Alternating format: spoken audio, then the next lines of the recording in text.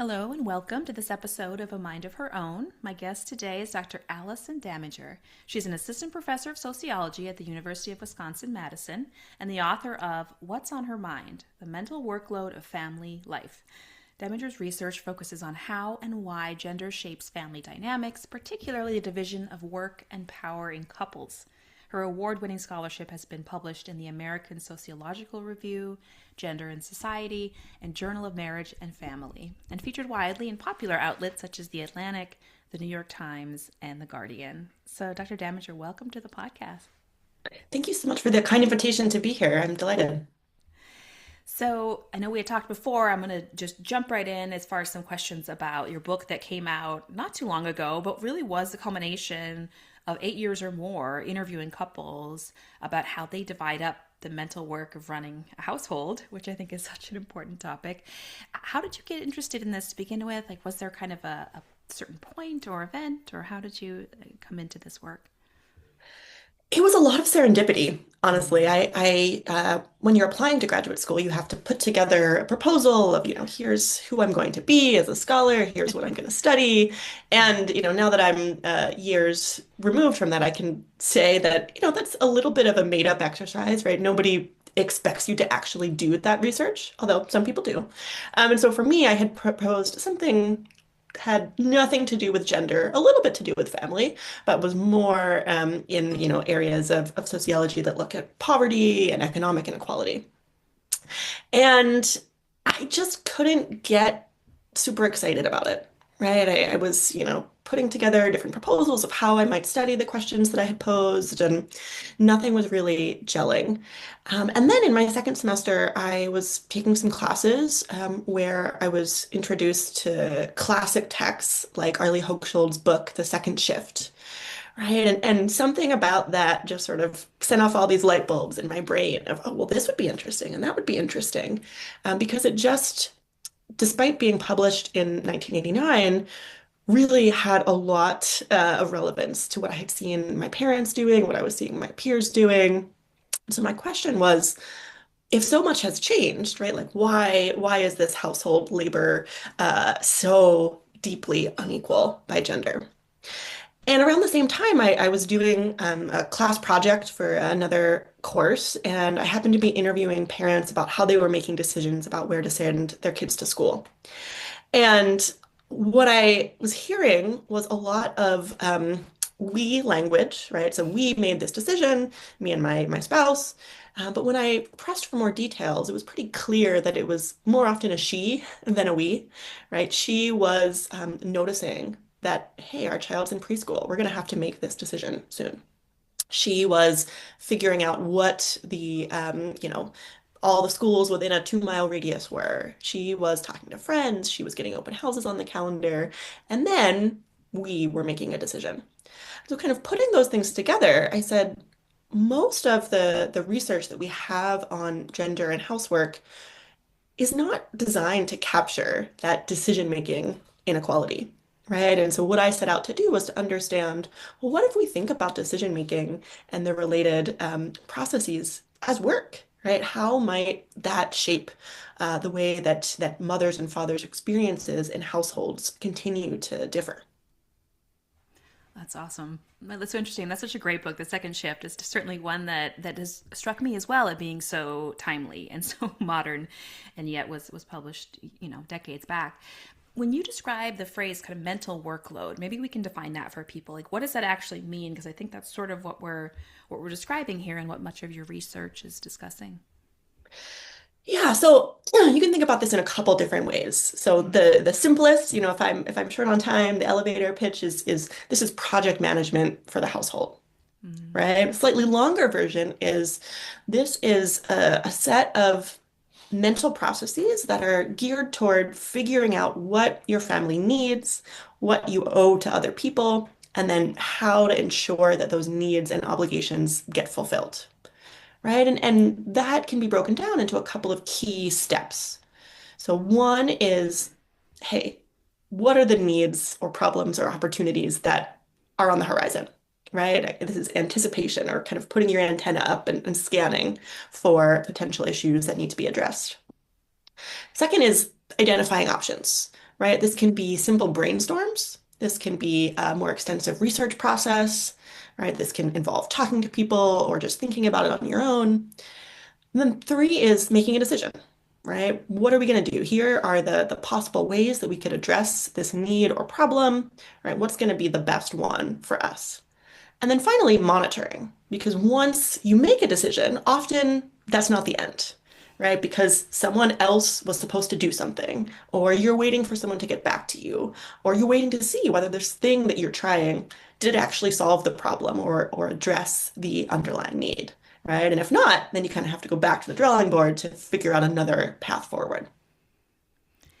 And I know in your study, I mean, even couples that you were interviewing who were really committed to try and make this equal or balanced still found themselves kind of falling into these different gender roles. And I'm wondering what, first of all, what that looked like and what did people describe?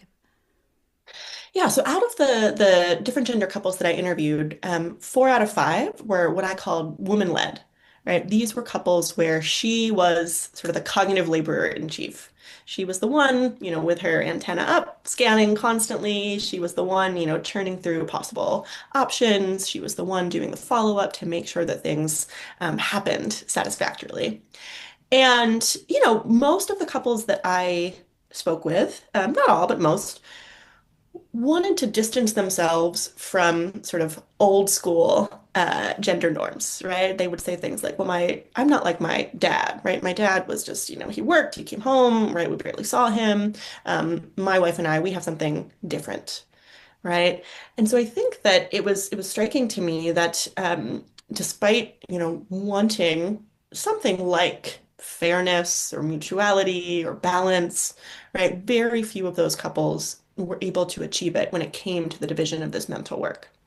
Now, for their physical work, right, what we normally think of when we think about housework and childcare, the cooking, cleaning, driving, the couples were not 50-50 for the most part, right? They were closer to balance on average when it came to the physical work of running their household. So I kind of think that this mental inequality is the next frontier, right? That we're starting to make some progress toward, okay, how much time are men and women putting into the work of running a home and raising children? The next stage that we haven't really, gotten too much ground in is this cognitive or mental inequality. And what about in families or when it's a couple who doesn't have children? Was that a group that you studied, and was there a similar kind of difference or a similar mental workload that was carried by the woman in those situations? Yeah, so in my work, I've only studied parents. I've looked at parents of young kids, older kids. So I don't have direct data on that question, but I have spoken to a lot of, parents and non-parents more informally. And I suspect that some of these gender dynamics are present in couples without children, right? I think, many of the couples that I know would say that, yeah, she's doing a bit more of the planning and project management.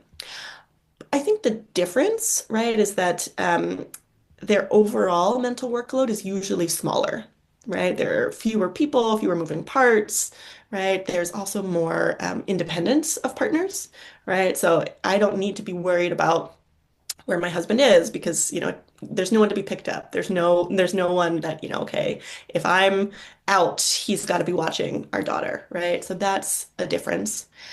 And then the other thing is that, when kids come on board, that is, as I said, a large boost in the amount of cognitive work that's required. And childcare related mental work is strongly gendered, right? Women in the couples that I interviewed are doing a lot of it. So I don't think that it's like a total shift. It's just sort of an exacerbation of the underlying dynamics that many couples go into parenthood with. Mm-hmm. And I'm also thinking about a woman who might be the primary breadwinner as we sort of think of them, or one who's maybe earning more income or working more hours than her male partner in that situation. Are there differences there? Do you find that it's a similar dynamic? Yeah, so that was something that I was really curious about, right? Because I think that, when I talk to couples about my research, they'll sometimes say to me, well, my husband earns more. So it just makes sense that he's focused on his career and I'm focused on, running our home. And I ended up interviewing couples with a pretty wide range of sort of income hours configurations, right? I talked to couples where he was the sole breadwinner. I talked to couples where she was the sole breadwinner and everything in between. And what I found was that in the cases where men were working more hours and or earning more money, it was almost 100%. They were also doing less of the cognitive labor, right? Makes sense, right? They're kind of, more onto the career side of things.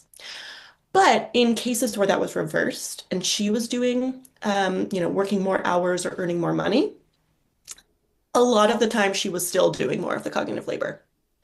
Now, there were, a number of couples in my sample who were balanced or man-led for this mental work, and they were almost always couples where she was earning more or working more, right? But that was no guarantee. In the same way that for men, it was sort of a guarantee that okay, if you're the primary career person, you're getting a pass at home. That wasn't the case for women.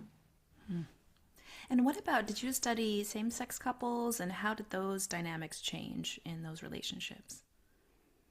Yeah, so as you mentioned earlier, I've been working on this for a long time. I started in the interviews in 2017 with different gender couples, and as I was presenting on this research and thinking about it, the question of, well, what do same-sex couples do kept coming up over and over.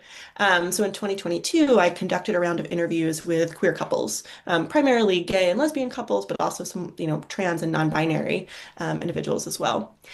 And one of the things that I found a little bit surprising, maybe I shouldn't have, is that they were not uniformly equal, right? It wasn't like, okay, if you take out this gender difference, right, suddenly sharing this work 50-50 becomes, super easy. Most of the queer couples had some level of inequality, right? But there were some differences. So they tended to be more like 60-40 than 80-20, right? So the gaps between partners' contributions were, there, but not super significant.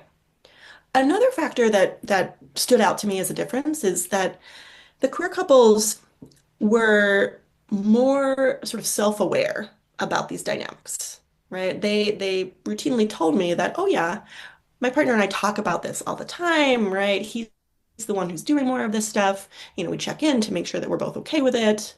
Whereas with straight couples, it seemed that they either hadn't talked about it or they had only talked about it in the context of a fight, right? This sort of reflection of, let's think about what we're doing and whether we're okay with it didn't come up as much among the different gender couples that I interviewed. Interesting. So just more aware of it and more communication around how we kind of separate these things or how we balance this. It's Mhm. interesting. So I'm wondering, your hypotheses about why why this is happening. It does, since I just have been writing a lot about guilt and talking a lot about guilt, I think a disparate amount of guilt that maybe women feel in particular environments, especially around child rearing and parenting, can lead to almost a manipulation of if they're noticing something and they're feeling like they've gotten something wrong, they're going to intervene or step in or try and take control over it. And so I certainly see guilt as one piece of this puzzle, but how would you kind of describe like this new frontier that we're maybe moving into? Why has it been so resistant to some of the shifts that may have happened in physical labor, in career opportunities, and even just the shapes of families? What do you think? I mean, this is really the million-dollar question, right? Of Yeah. how did we get here? And I think there's no one reason, right? You're pointing to guilt. That, makes a lot of sense to me based on what I've seen. I think that one of the core drivers of these patterns are what I call accountability structures. So what I mean by that is men and women, mothers and fathers are by and large held accountable for different outcomes. So, my husband, right, he might feel um, guilt or shame if he feels like he's not earning enough money for our household because men are expected to be the breadwinners and the financial providers, right?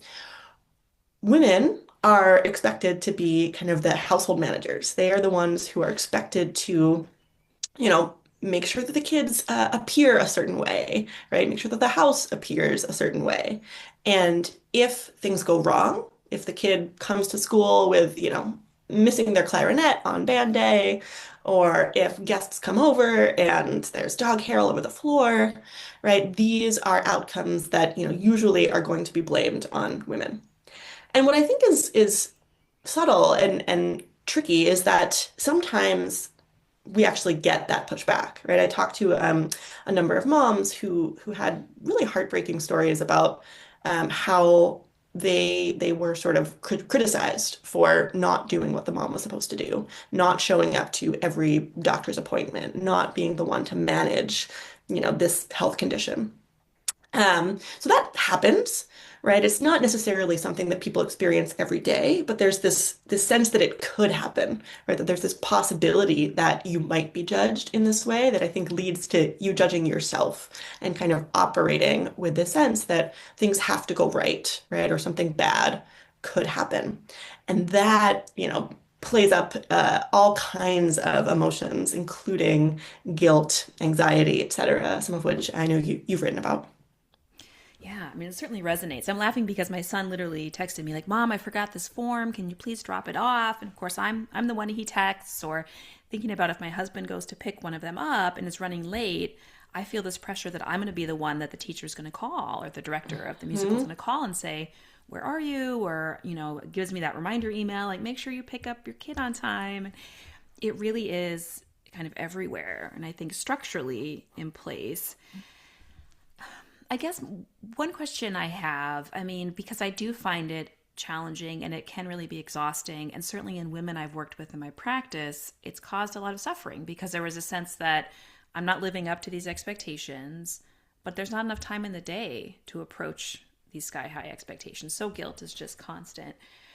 What do you see as like downside, the main downside of this current structure as is? Like if you were to play devil's advocate and say, well, no, it should work this way. This is how it should be. How would you argue that, or how would you disagree with that as far as why is it a problem maybe? Huh.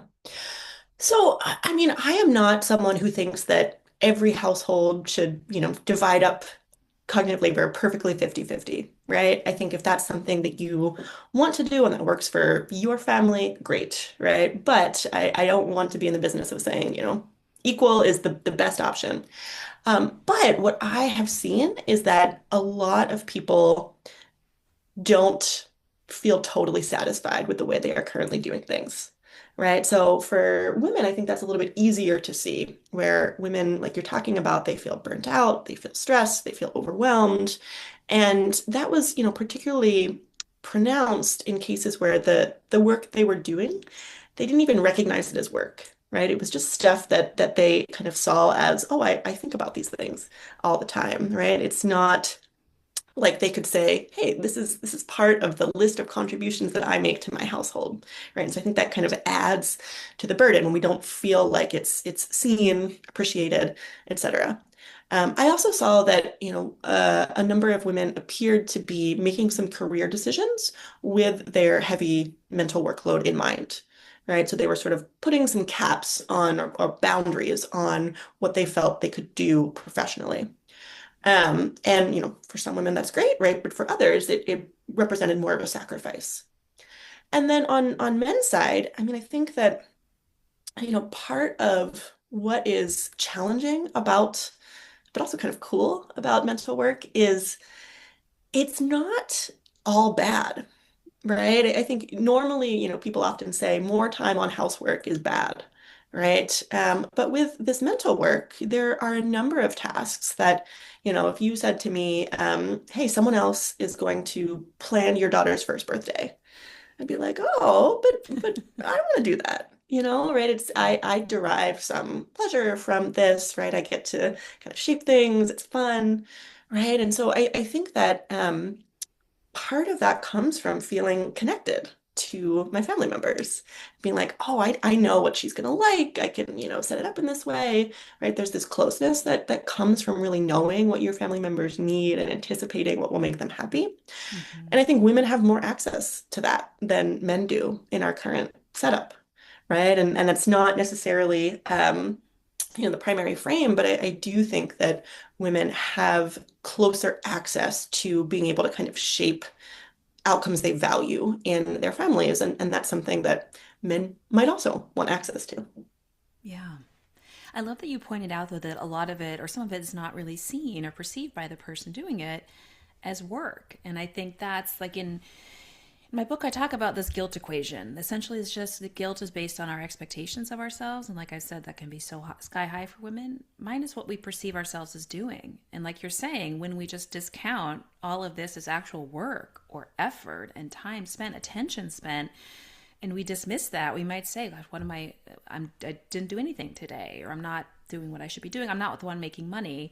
And I sat down to do an exercise once where I tried to figure out, like, if I had to hire someone to do all of the tasks that I'm doing for free and all of this workload, have like an assistant and a director for this and a planner for this, like how much money truly would be involved, just as a way to quantify it and try and help men and women who are carrying this load begin to see how heavy it is, you know? Yeah. And I think, part of the challenge if you're doing that kind of exercise is you can hire a cleaning service, right? But hiring someone to track your child's developmental milestones and make appointments with a pediatrician, right? Like there's not an easy way to outsource that, which I think adds to some of the difficulty here. Right. And that there may be even pressure that you should be able to outsource. And if you're overwhelmed, you should be able to ask for help or bring someone in to help you. And it's like you actually have to do a lot of mental labor or cognitive labor to get to hiring someone, like finding a Yeah. good childcare, a good nanny, a good someone to come in and help with something is itself a ton of emotional labor. Yeah, and I think that's another reason that the division of cognitive labor tends to be very sticky for couples. There are many reasons, but one is that it's hard to hand over these mental tasks, right? Because they are often rooted in, experience, right? Practice, skills, but also in relationships. Right. So it would be hard for me if I were the one who had been um, going to all the pediatrician appointments, right, to suddenly, hand that over to my husband because he might not have all the relevant background, right? So you can teach someone to change a diaper pretty quickly, but a lot of cognitive work is embedded in knowledge and relationships that are hard to just hand over. And so I think many women make the calculus that it would be more work to train someone else to do this than to just keep doing it myself. Hmm. And I'm thinking if you were to say you want to crowdsource and figure out what other childcare settings, for example, other parents have used, you'd have a lot more feedback in talking to the women about childcare because you may ask all the dads, maybe a few of them would have taken part in some of that process. But you're right. I mean, that sort of emphasizes that structure and being a static because you're looking to the women and those relationships and their experiences to help make these decisions in your own life, and that just sort of perpetuates this setup. Absolutely. Yeah, I'm glad you brought that up.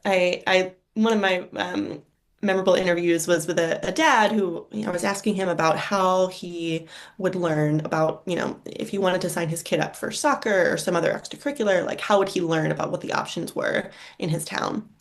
And he goes, "Oh, I'd steal my wife's iPad." I was like, "Why would you steal your wife's iPad?" And he explained that she was part of the local moms group. And anytime you had a question, you could get 10 great responses within an hour. And he had tried the local dads group, but it was nowhere near as useful. Right. And so a lot of parenting knowledge in particular is shared among women, right? They have easier access to it. And, dads who were trying, I think, to participate in these ways sometimes faced barriers because they felt uncomfortable interfacing with other moms, right? Or they didn't have, dad-focused networks that they could draw on for information the same way that moms could. Yeah, that's so true. I mean, I'm on a number of Facebook groups like Women in Medicine and like just very specific groups that really have so much support and help as parents. I'm wondering, I mean, I know that your book talks about couples who have found a way to kind of navigate this or balance this a bit more or moved in that direction. Like what are the ways that couples who maybe navigate this more skillfully Like, what do they use? How do they navigate the situation? Yeah, so in the chapter where I talk about balanced couples who are sharing this work pretty equally, or even man-led couples where he's doing more of it, um, there were multiple pathways that they took to get to that outcome, right? So one of them, these were couples who were pretty intentional from the start of their relationship. Not so much from like a, feminist ideological perspective, but just from often a sense that, career was more important to one person than the other. One person was more excited about bringing children in than the other, right? And so they were sort of oriented from the start to hey, both of us are going to be involved in caregiving and breadwinning, or her career is going to take precedence and he's going to step up once they are kids. So that was one intentional pathway. The other one was more adaptive, right? So usually what would happen there would be the couple's circumstances would change, right? Often that meant her career took off, his career kind of stagnated, and they changed their understanding of what their roles in the household could be, right? They sort of said, okay, well, she's putting all this time and energy into her career. It's going well. Like maybe he's going to be the one to manage this.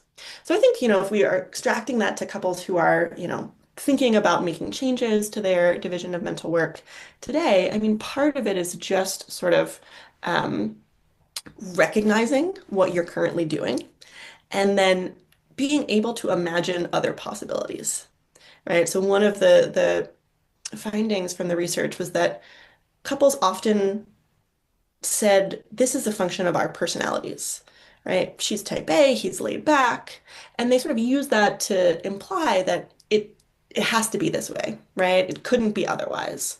And so I think the lesson of those adapter couples is a little bit, hey, it doesn't necessarily have to be this way forever, right? Some couples talked about making a switch when, he said, hey, I'm not enjoying my career anymore, right? I want to be a stay-at-home dad.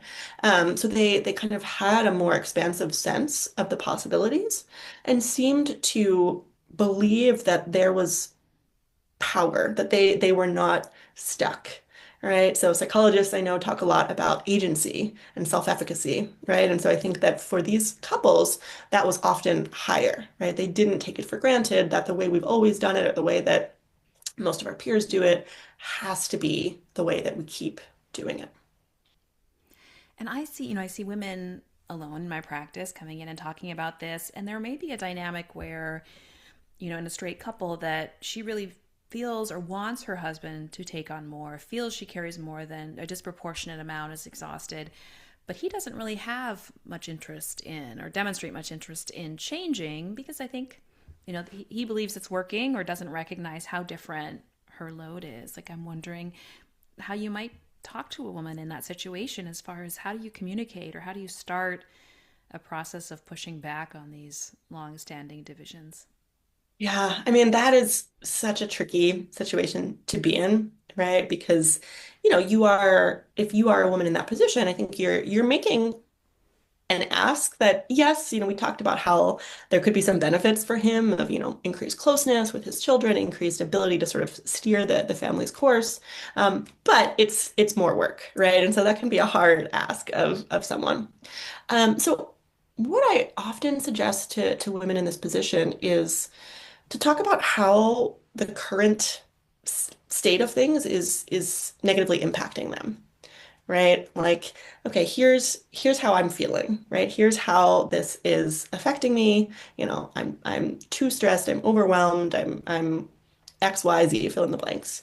And I like to think that, in a healthy relationship, your partner will be motivated to not have you be in that negative space, right? So I think if you can lead from that place of, hey, I'm suffering, right? This is not working for me, that will activate a form of compassion that, maybe is harder to access when it's framed as, why are you doing this? More of a critique, right? Or criticism. That tends to activate defensiveness. Whereas, bringing it to your experience, hopefully will activate some compassion and empathy. Now, if it doesn't, right, maybe then you have other problems that you'll need to address via other means, right? But Mhm. that's, I think, the best case scenario when you're in that bind. Yeah, and I'll hear women describe, certainly, many of them, this sense that they'll maybe bring it up, and they'll be kind of well, just tell me what I need to do, right? Tell me how I can help. Tell me what you need taken care of. And I think there's that dynamic happens a lot where it's just like, no, I actually want you to take it on and carry the burden of knowing what needs to even be done. Because if you're the one delegating, that implies that you have an awareness of what needs to be done. And I think that comes up a lot. I'm wondering if that came up in your research or if you've talked about that with subjects. Oh yeah, absolutely. That is a very familiar refrain. Just make me a list, right? Mm-hmm. So, what I usually say in cases like that is when you are trying to make a change, right? Part of what you have to change is the ownership structure, right? So, the list maker is the one who kind of owns that domain, even if she is delegating, the execution of some work. And so it can be really challenging to transfer ownership, right? But I think in the long run, it works much better if you say, hey, all things laundry, that's now you, right? Not just one piece, but making sure there's detergent, making sure the kids have clean clothes on time, right? Making sure that, the washer and dryer are functioning normally, right? If you can sort of give someone up and down vertical ownership of the whole project, right? That's often more effective than these sort of one-off task delegations. Um, there's a bit of an art to picking which aspects of life that you will transfer ownership of. Um, I think some people are tempted to start by overhauling everything. And the sad truth is that there's going to be hiccups, right? Things are going to go wrong whenever you are reorganizing, changing things over. You've done this task longer than your partner, right? You've built up skills and competencies that he does not yet have. And so, yeah, it makes sense that there will be some onboarding time. So I think if you can pick tasks that you are not going to feel super guilty, stressed, and anxious about having done differently or on a different timeline, right? That tends to work better than if you suddenly, are like, okay, you're in charge of planning Thanksgiving with my extended family, right? That's probably a task that you're going to have some difficulty kind of sitting on your hands and letting him learn and do in his own way. Yeah, and I think you sort of hinted at some of the challenge there in being able to relinquish that task, to really relinquish ownership, if that's a vertical column, and be able to say they may do it differently than I would do it, and I have to be able to relinquish control in the act of relinquishing ownership, and I think that can be really hard for a lot of us. Oh, absolutely. Yeah, and going back to something I said earlier, right? Especially if you feel like, hey, if this goes wrong, I'm going to be the one who gets judged, right? I think that, yeah, it makes sense that you'd be worried and stressed about kind of handing over the reins. So that's where I think some, picking things strategically can help. I also think having a little bit of a sort of, you know, we will evaluate at the end of 2 weeks, right? Give yourself a little grace period because I think it's inevitable that the transition is hard and challenging. And so sometimes I think people give up too quickly and they say, oh, he did it this way, it's wrong, right? Like, never mind, we'll go back to my way, right? So a little bit of patience and kind of thinking that, okay, some short-term pain, long-term gain. Now, there are certainly situations where, okay, something is really not working here and then you'll want to address. But I think sometimes just giving it a little bit more time can, get you over the hump. Yeah, and really check in and be sort of as you go along, not trying to do it all at once. I think that can be so much change at the same time. As parents, we're sort of raising the future adults of tomorrow, and I'm wondering how this plays out in our how we're socializing our kids around sort of gender and tasks, and have you talked to people about that, or what are your thoughts on how that change maybe could happen or what is happening now with some of these gender norms. So I'm actually just starting a new research project looking at partly at looking at this question, right? I'm going to be interviewing parents of sons to understand like what are your goals, right? What kind of boys and men are you trying to raise? What how does sort of the division of labor and learning, responsibility fit into that? So you'll have to give me a little bit to have definitive answers. But right now, what I can say is that I think that, historically, we'll see if this is changing, but historically, um, girls have been brought up to sort of with this idea that others' needs are their responsibility, right? That sort of your job as a good host is to look around and make sure everyone's comfortable, right? You get all these messages in subtle ways as a kid. And one of the results is that, when you get into an adult relationship, that's in there, right? It's not always super conscious, right? But you have different ideas about what your responsibilities are to others. And then another factor is just I've spoken to a number of different gender couples where she babysat, all through her teenage years, right? And he has never held a baby before. And then they have their own kid. And it's like you have very different skill levels, right? It's not anybody's fault per se, right? But these are processes that begin much earlier. And so, if I were advising a parent who wants to raise sons who could potentially, be equal partners in this way, I mean, I think really thinking about, both the practical skills you're teaching them, right? Are they exposed to cooking and cleaning and caring for little cousins or neighbors, but also how you talk about part of what it means to contribute to a family is to be thinking about what's coming up, right? Can you give your son and your daughter responsibility when they're old enough to say, hey, you're going to do laundry. And part of that means figuring out when you're going to need clean clothes and working backwards to make sure you give yourself enough time to have those cleaned and dried before the soccer match or something like that. So if you can start to teach those anticipation skills, those decision-making skills, hopefully when those kids enter, adult households of their own, they'll be a little bit better prepared. I love that. Certainly been trying to teach my boys. I have two sons to do some cooking, to do laundry, to try and step into some of these roles so they don't get to college and maybe just eat Lucky Charms for 4 years like I did, sadly back in the day.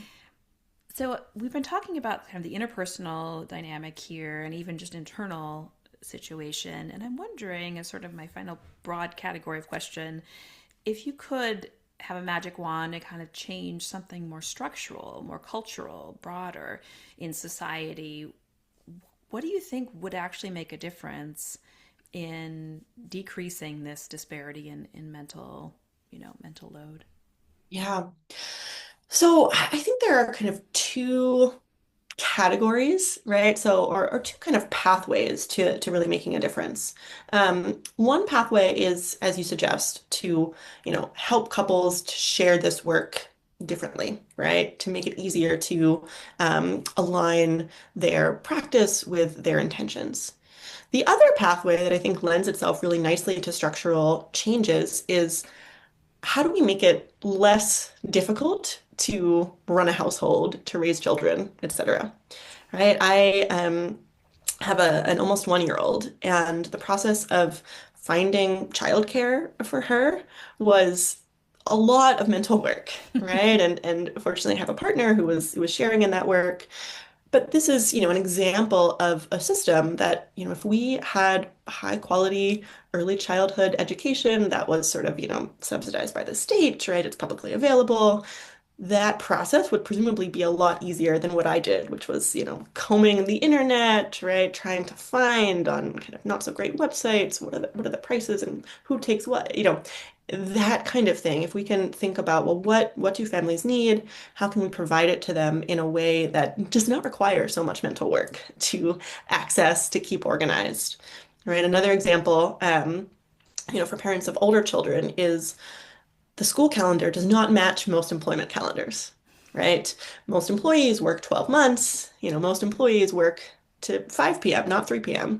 And so that's another example of how there's a mismatch that requires a lot of mental work to kind of um, paper over, right? You got to find the summer camps, you got to figure out the aftercare, you got to figure out the carpool situation. So that's something that I think, collectively we can work on. And then the other factor, if we want to, change the distribution of labor within households, I mean, this is a little bit trickier, but I think that one thing is, there's a lot of evidence that overwork and inflexible workplaces sort of shape couples' decisions about how to allocate work. Now, there are other factors as well. I don't think this would change everything, right? But I do think putting some boundaries on the sort of how much of your life work can eat up would make it possible to really have these, two career families, right? And what happens in practice is that most couples have to make an implicit or explicit choice about, okay, who's the primary person, right? Because the kid, your 5-year-old doesn't care if your client needs you to work late, or over the weekend, right? That child still needs care. And so most couples who are not super wealthy need to have one parent available, right? And so I think if we had fewer of those sort of forced trade-offs, right? If we put bounds on our employment system, that would contribute to making things a little bit more equal. Right. Like even employers who could sort of, work on boundaries as far as not emailing on the weekends and the evenings, calls, like really trying to set limits, even just from a simple daily standpoint on when someone needs to be on. Right. Because, like you said, your Totally. 5-year-old doesn't care if you have to answer a call. They're like, okay, I'm hungry. I want a snack. I need a bath. Yeah. I think that that could be a really powerful, powerful change. Well, I know you have to go. I could talk to you about these topics forever, and I can't wait to hear more research on the work that you're doing with parents and sons. But is there anything, any sort of key points that you would want people to know about your work and how they can really apply in their own lives to kind of strengthen their relationships and strengthen their own sense of agency or efficacy? Yeah, I mean, I think one of the most powerful things about sociological research when it's, at its best is that it helps us to see that things that we take for granted could be otherwise, right? And so I think for a lot of individuals and couples, it's hard to imagine doing something different, right? As I said earlier, a lot of people think that this is a function of their personality. And what my research suggests is that actually the skills that you bring are more important than the traits that you have when it comes to how cognitive labor gets divided in households. So I think sometimes that mindset shift of, okay, we have built up these skills, me and my partner in different ways, right? We could do things differently, right? We could make changes. Not to say that they would be easy or overnight, right? We've talked about some of the difficulty that comes from shaking things up, but I think just thinking more expansively about the possibilities seems to be a hopeful message for a lot of people that I've talked to. Yeah, that is hopeful. I mean, just even talking about it, no, it's being studied by smart people like yourself, just that it's someone's paying attention to it. And it's really validating to feel seen, I think, for so many women that are in this setting and saying, why am I going crazy? Like, why do I feel so exhausted every night when I lie down at night? So, how can people find out more about your work? Where can they find your book? I'll certainly put a link to that in the show notes, but where can people reach your information? Yeah, so you can go to my website, AllisonDamager.com. It's got links to, Bookshop and Amazon and Barnes and Noble and all the places that you can buy books. It's called What's on Her Mind. And I also write a now occasional Substack called The Damager Dispatch. It's at AllisonDamager.substack.com. And, I often try to take what I'm learning from my research on gender and families and translate it in ways that hopefully people who are not researchers, not sociologists, can get something interesting out of it. I love it. Okay, I'll put links to the Substack, to your book, and thank you so much for taking the time to speak with me. This has just been such an interesting conversation. My pleasure. Thanks so much for the invitation, Jennifer.